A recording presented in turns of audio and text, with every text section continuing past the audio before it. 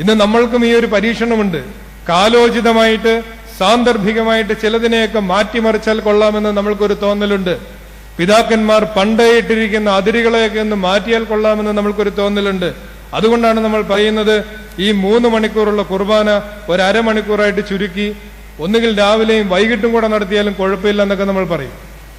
കാരണം നമ്മളുടെ സമയം അനുസരിച്ചിട്ട് ഇതിനെയൊക്കെ ഒന്ന് മാറ്റണം. 50 ദിവസം നീണ്ടു നിൽക്കുന്ന ഈ നോമ്പൊക്കെ ഒന്ന് കുറച്ചിട്ട് ആദ്യത്തെ 10ഉം അവസാനത്തെ 10ഉം ആക്കിയാലും കുഴപ്പമില്ല എന്നൊക്കെ നമ്മളൊന്ന് വിചാരിക്കും. ടു ബി റെലവന്റ്, കാലോചിതമായ ചില പരിഷ്കാരങ്ങളൊക്കെ വെക്കുക, സാന്ദർഭികമായ ചില പരിഷ്കരണങ്ങൾ വെക്കുക എന്നൊക്കെ പറയുന്ന പിശാചിന്റെ ഒരു തന്ത്രമുണ്ട്. പലപ്പോഴും നമ്മളതിൽ വീണുപോകാൻ സാധ്യതയുണ്ട്.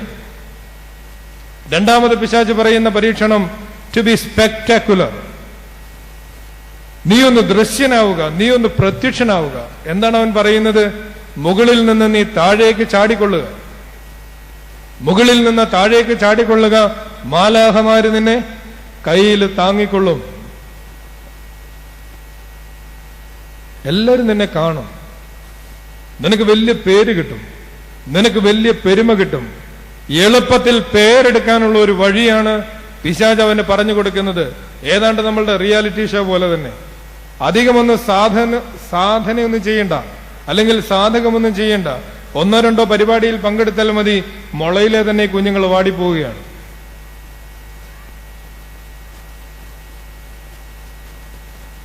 To B spectacular. ഇന്ന് ആളുകൾ അന്വേഷിക്കുന്നത് ശ്രേഷ്ഠമായത് ഏത് എന്നല്ല, എളുപ്പമുള്ളത് ഏത് എന്നാണ്. അത് വിദ്യാഭ്യാസത്തിന്റെ മേഖലയിലായാലും ഏതാണ് എളുപ്പമുള്ള വഴി, എങ്ങനെയാണ് അഡ്മിഷൻ കിട്ടാൻ എളുപ്പമുള്ള വഴി, ഇങ്ങനെയാണ് നമ്മുടെ അന്വേഷണങ്ങൾ പോകുന്നത്. അതുകൊണ്ടാണല്ലോ പലപ്പോഴും പല തട്ടിപ്പുകൾക്കും നമ്മൾ വിധേയരായി വരേണ്ടതും.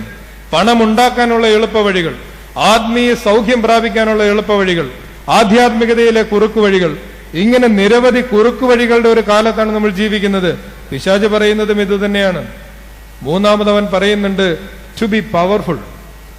നീ എന്നെ ഒന്ന് കുമ്പിട്ട്, നീ ഇതുവരെ ദൈവത്തോടാണ് പ്രാർത്ഥിക്കുന്നത്, നീ എന്നെ ഒന്ന് കുമ്പിടുകയാണെങ്കിൽ ഈ കാണുന്ന ഭൗതികമായ സകല വസ്തുക്കളും നിനക്ക് ഞാൻ തരാം.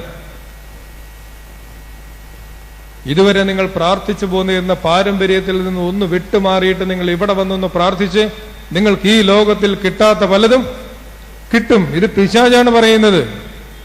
ആധ്യാത്മികതയുടെ നേരായ മാർഗങ്ങളെ വളച്ചുകെട്ടി പറയുന്നുണ്ട്. ക്രിസ്തീയ മാർഗം കുരിശിന്റെ വഴിയാണ്. Suffering is A blessing.